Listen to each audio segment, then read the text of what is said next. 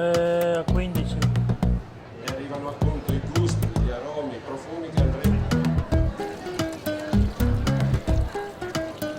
Adesso è l'operazione che noi mettiamo il pane. Vediamo, mi sentite meglio? Adesso meglio. Dicevamo il taglio sottile a picco di riso, queste lavorazioni tradizionali come da resto.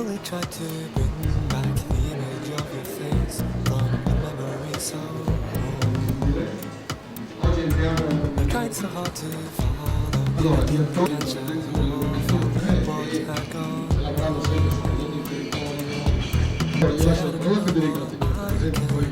Anche nella zona della bassa friulana è una sintesi del passato e del futuro, perché sale e pepe all'occorrenza e zucchero di canna. Allora, mattina però facciamo il pane che pare essere un argomento insomma che interessa davvero. Qui abbiamo alzo la mano quelli di seconda, mi fa prendere a schiaffi quello, guardate, è solo perché ho tu mi insegni Daniele, vi ho imparato dai contesto. Poi una ragazza, ma lui continua a dire I asked you to come over within half an hour. You were at my door.